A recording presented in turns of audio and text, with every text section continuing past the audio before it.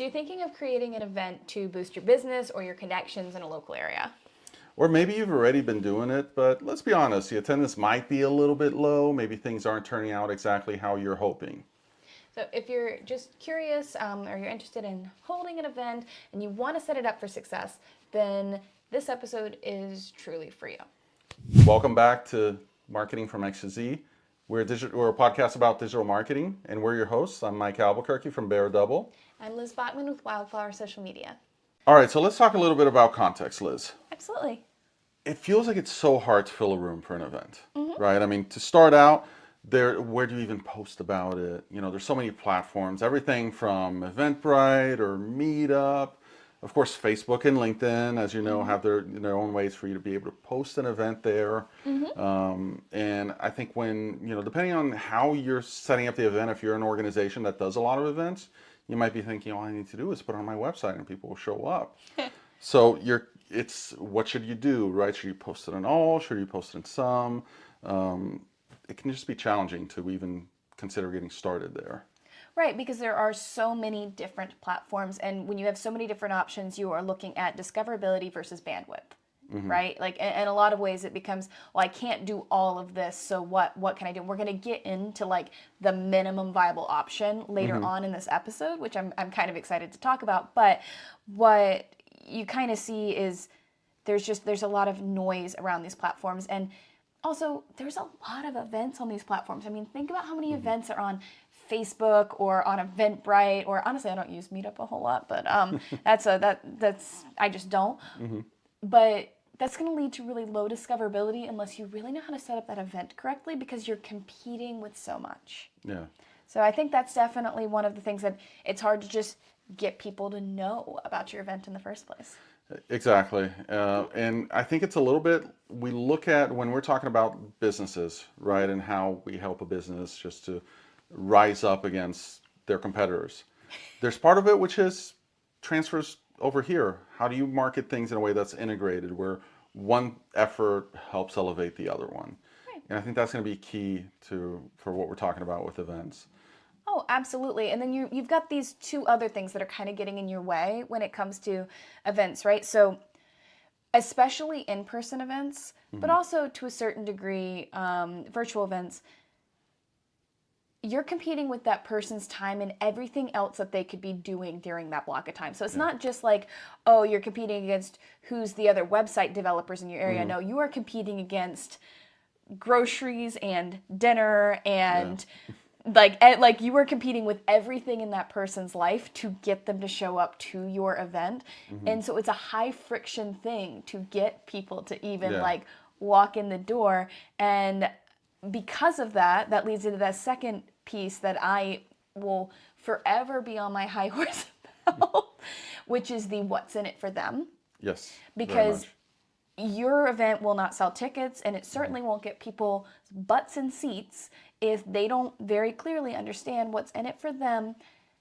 And we so often, when we see events, it's, I'm hosting this workshop, I'm doing this thing. Nobody cares.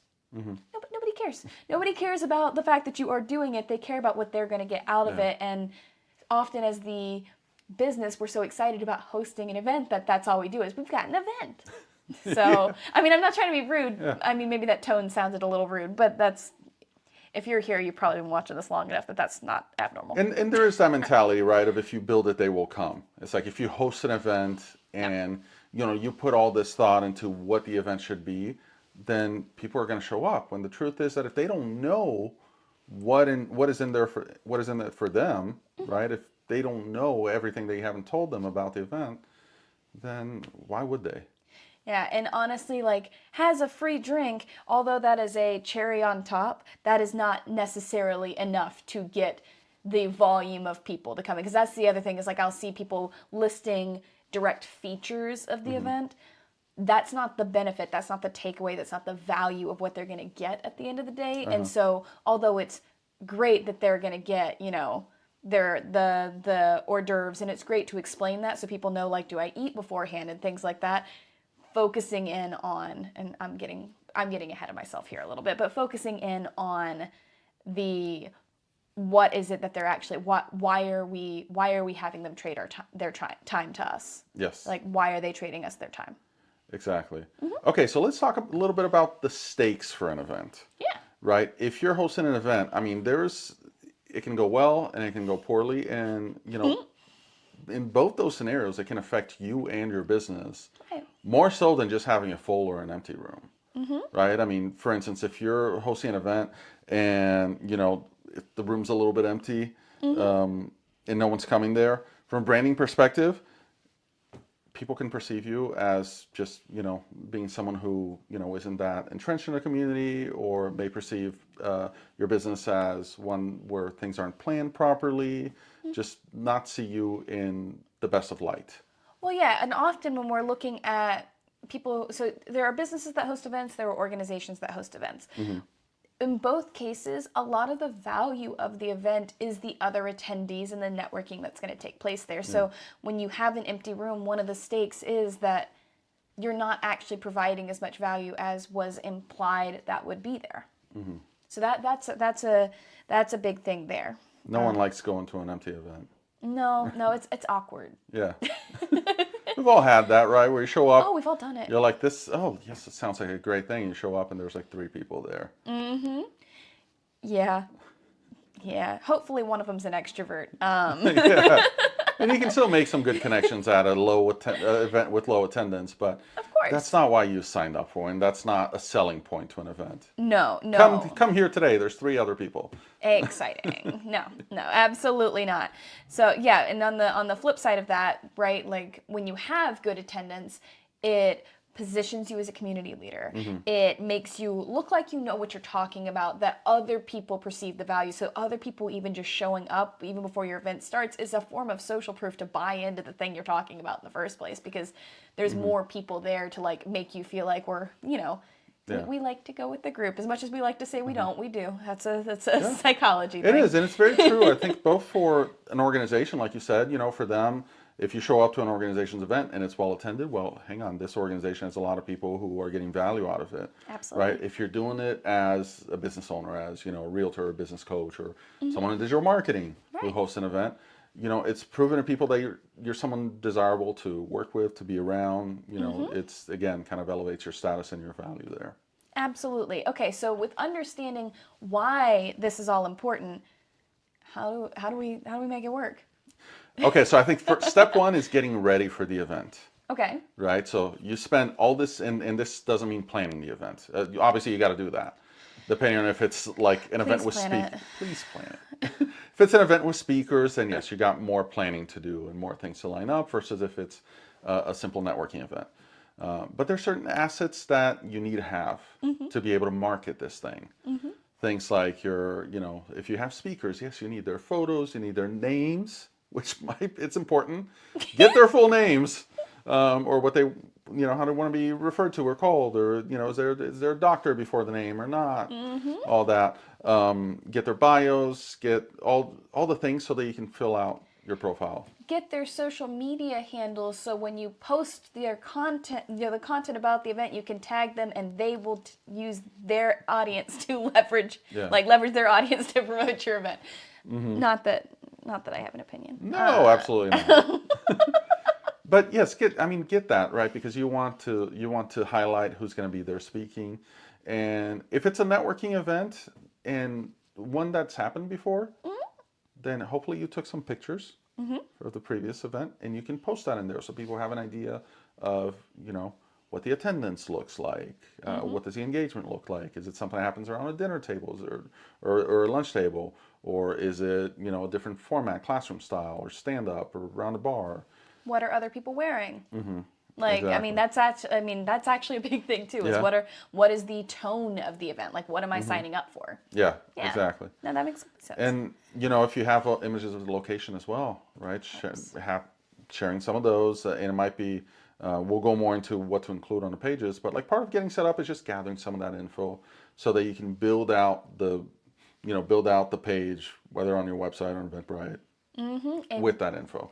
A fully filled out run of show will do wonders for you. Yeah. So let's talk about the minimum viable products. I think we've both done this where we're creating like these event pages. Where do you typically start with? Because I know it's the same spot that I think I do. Um, well, that depends on how much information I've been given, Hmm. because that is a part of the reason we're harping on it is because that is a recurring thing that Hmm. happens is that you don't have as much information to start marketing as you honestly need. So, name, description. If you can give me a general run of shows so that I can kind of start filling out like Hmm. that. That's generally where I start because if you don't put anything I hate creating social media content or email content to promote an event until we have a place for registration. Hmm. Otherwise, like I mean, like one post, like a save the date. Okay, yeah, sure, but like even still, it feels very like um, low return on investment for creating Hmm. content before you have a place to even collect registrations or at Yeah. least interest. Yeah. And if we're talking about a place for registration, right, we've talked about the different platforms that are out there. Eventbrite. If Eventbrite is typically a pretty good spot for it. I mean, I've known several people who show up at events that I've hosted where they say, "Well, I just woke up today and I said, let me see what's on Eventbrite Mm-hmm. and pick something there to go to."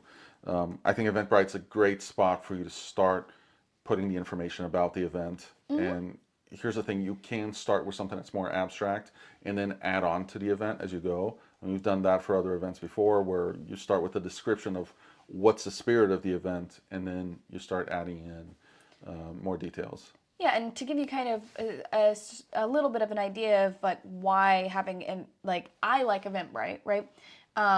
So we're currently like as we're filming, we're marketing an event that we've been Hmm. building as we go, Yeah. right? And so we're doing several different tactics, which we are going to talk about. At the time that we had sold 171 tickets, Hmm. 65 came from Eventbrite features. Uh-huh. Like so Yeah. that's like it's not the majority, but that is something that would not have happened if we had Hmm. not used on that channel and because we're trying to reach new audiences. Again, I'm getting too meta too early Hmm. on, but like that's I get excited. That's something that I think is really important to consider as well as like how people are able to discover Yeah. your stuff. Exactly. Yeah. So when you're building that page on Eventbrite, start out with a description of the event. Yes. You got to let people know what it is, what's the spirit of it, which is very much what we did for this event, right? And then as you start getting that information, you can build out an agenda. Eventbrite actually has the feature where you can add the agenda, and it's pretty straightforward going Yeah. through it. It also gives you the opportunity of highlighting speakers there. So if you Mm-hmm. have, in this case, was an event that had speakers, we went in and were able to upload their photo, their title, a few different things there about them so that you know who's speaking. Mm-hmm. And, basically it's like their social proof, Yeah. right? Who they are and why you want to listen to them. Those are, I think, like following those three steps on Eventbrite, on top of obviously adding, you need an image for the event, right? The header image and And FAQs for the search yeah, stuff. But yeah. yeah. But you can add those over time. Don't Oh feel yeah. like you need to, if you have an event that is going to be um, something that you're going to be working on building out for a certain period of time, at least get it there so people can start discovering it. And Mm-hmm. then you can add the FAQs and you can add more images and more relevant content. But it gives people a place to start and registering. Mm-hmm. Yeah, absolutely. That's completely true. So then you've done that on Eventbrite. Mm-hmm. You've added your FAQs. I think the other spot that I like adding things is to the website. Mm-hmm. Uh, You website? yeah, right. Never. Why? Why would I do that? SEO, right? It helps people discover it. If you do have an organization or a company that people are used to going to find out information, that's where they're naturally going to search for it, Mm-hmm. right? They're going to say, "Where's the? I went to your website and I didn't see the event." So I like building a page on the website because you have more control over how things are presented. If Mm-hmm. you want to have the speakers on top, you can. If you want to have the FAQs on top, you can. If you want to add more information or if you want to add a video, Mm-hmm. a photo gallery, you can build all of that and do it on your website. Use different words, but similar Mm-hmm. tone to what you have on Eventbrite in terms of description of the event and all that. Mm-hmm. No, I completely agree. Is there a value to creating things like Facebook events or LinkedIn events? Yeah, there is. I am still figuring out how much I value LinkedIn events personally. I think that's my assumption with that is that kind of comes back to audience size on LinkedIn. Okay. And the client we're working with is not a huge audience on LinkedIn. Facebook, I am much, much, much more familiar with. Yeah. And they have their own discoverability. Right, so like if you're searching in a specific area and that sort of thing, like they will populate as events you might be interested in on a platform that there are so many people on, that it's a good way to raise awareness about it. Now I usually more or less replicate what's in Eventbrite because you can even use Eventbrite and like have it create an event. Oh, okay. Directly out of Eventbrite, and it'll just transfer everything over. There's a little bit of technical finickiness that happens with like linking the page, but you only have to do it once and then you don't have to do it again. But that can, especially if you're hosting a lot of events, that's a good thing to have in there because it can just create. And can you link the Facebook to register at Eventbrite? Like, Yeah, basically so click on the... Yeah, so it used to be that you could get the tickets directly on the Facebook platform that were in Eventbrite. That's not the case anymore. Instead, what it'll do is it will take your ticket on the like get tickets. It'll take you over to the Eventbrite page, and they can just register there. There you go. And I neglected to say that is definitely what I recommend you do with your website as well. So if you're going to have that page on the website, you should have those call to actions for registration, and take them to the Eventbrite page to register it there. Yeah, gather absolutely. all the tickets in one spot so you know how many people are coming. Right? Yes, please don't just. Actually, I'm not gonna. Eventually there's gonna be a Liz has a rant episode that Mike's not gonna be aware of, and it'll be fine. Uh-oh. So we have set up the event Yes. on our different platforms that I think are the ones that are going to be the most beneficial. Now, how do we fill the seats, Liz? How do we get people to come? Because this is your world. Right? I mean, you're the expert here. So Obviously, no. So I've done several different methods with this, and the most important thing to think about is where you're starting from and what you are trying to achieve before you pick a method here. Because I have 2 current clients right now that are approaching this very differently because of the goals associated with it and where they're starting from. Okay? So if you are a business that is trying to get in front of new people that you have not been in contact with before, meta advertising actually really works. Yeah. And I've seen so much stuff that's like, meta advertising doesn't work anymore. That is not what we're seeing. Yeah, That's not what we're seeing at all. So and we are going to do a deep dive video on YouTube about this. It's going to be even more in depth because I will get a little carried away. But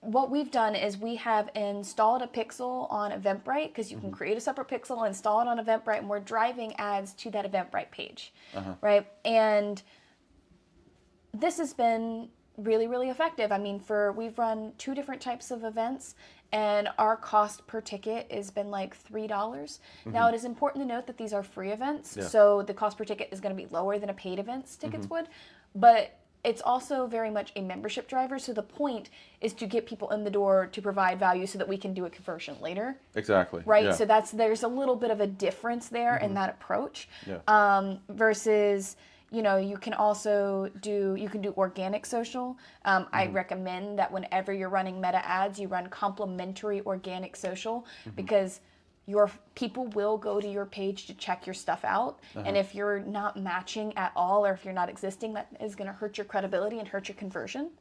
Right? So things like highlighting speakers, highlighting an agenda, just like letting people know what's happening. You can do speaker videos if you have enough time ahead of, and give them guidelines. Don't just be like, hey, make a video. Don't do that. You will not like what you get back. A little, basically, guidelines. Often we say like, oh, like, can you just do an invite? Like, hey, like, invite them in and give us like a 10-second on like what you're going to be talking about, so they see the value. Which is a great strategy because that speaker's audience, right, whoever's following them on social, is already invested in what they're offering and what they're doing, and so they might be looking at that saying, I want more, or I want this new thing, and then that attracts them to the event. And then because, I love Instagram, the collaborator feature is fabulous for this because then you're sharing audiences. Well, I mean, that's a big thing for me because why make it harder? Uh-huh. But there's that, and then there's also, your reminders like, oh, like registration needs to happen by this date if that's the case. If you've got like early bird tickets, if you have a paid event, if you are running low on capacity, and maybe people are just futzing around and waiting to, maybe not, maybe I will, maybe I won't. If you sell out the event like we did, the last event we are almost guaranteed to do for this event, you might want to get your ticket. Yeah. And so letting people know about that is going to be a big thing. Absolutely. I mean, drives that up that FOMO, right? That the people who are like on top of the wall and they're not sure, should I do this? Should I not? Yeah. Well, might as well. Yeah. Right. Yeah. So I think it's a way to like just bring in social proof as well to that. Right. I think, another area of focus would be PR initiatives, right? If you have an event, trying to get it listed on local publications if it's an in-person event. I've done this for like networking groups that I've hosted. And you might say, well, why would a publication list a networking group? That's what they do, right? Yeah. They list a lot of these bigger events, smaller events, and whatnot as part of building community for them. Try to get it on, different. There's different Facebook groups as well that you can go, right? If you're engaged in that community or not, where you can share. There's profiles out there that highlight events, right? We talked a Event little bit about aggregators. this, yeah. Yeah. Well, that's Yeah. all they do, and they talk about the events that are coming, and that positions them as a connector in the community. So, reaching out to some of those and getting on their radar, letting them know what's happening. Yeah. It's a great way to just bring more people to be aware of your event. Oh, absolutely. Yeah. And that's especially if you've got you're going to want more time if you've got a like large signature-y type event. But if you've got a recurring one, getting on those dockets where the event aggregators and things like that, once they realize it's repetitive, they're just going to have it repeat. Yeah. So that's definitely a good way to consistently get exposure. That's true. And then last but certainly not least, email marketing. Yes. Right, email marketing I think is a great way for you to get people, yes, to be aware of your event, right? If you have an existing email list. Yep. But then for the people who sign up for the event, as the event's coming up, you can reach out to them to continue to, basically remind them of the event and to get them to engage with it. And we are going to have a longer deep dive video on this where, we just kind of go you through some of our recommended emails that you should be sending out, how you should be communicating with them. But email marketing is a great tool to just make sure that the people who sign up, right, the marketing got them sign up, now let's get them to show up at the event. Oh, absolutely. Yeah, I have, that was the other variation of the client that I have, that they already have a email list that's thousands strong, right? And they're local. So we start a lot of our marketing with, we will create an Eventbrite, but then we will push that out via email rather than just trying to get new people, because we have a big enough base that we get the people that are already on the list, and then they invite people, and you can leverage that when you have a bigger build that you're starting from. I see. And then email is not just good for, as you mentioned, it is buying the tickets, that's great. Meta advertising, that's great for that. Organic social is great for that. Butts and seats, email is good for that. And if you have SMS follow up and things like that, things that you can be more like, hey, you. Yeah. that is because it's not just important to get the tickets, it's also important to get the attendance. Exactly. Yeah.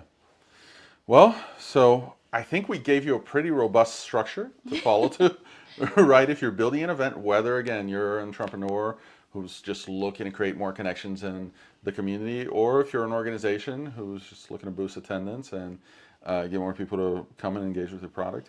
If you follow some of these steps and some of the cadence that we talked about, that's only going to help you. Oh, absolutely. And one of the really great things, but also maybe something that's kind of floating in the back of your mind, once the event is over, it's not actually over, because you have really great opportunity to leverage the after of that event for your business or for your organization. And I know we're going to talk about that too. Yeah, we're going to have a video going more in depth into what happens after the event. Yeah, exactly. So I think that kind of wraps what we were going to share about events. We're excited to do these. This is kind of a newer thing that we're doing with the deep dives on specific topics coming out of that. So definitely let us know what you think about that. We would love your feedback. And I guess that's all for now. We'll see you next time.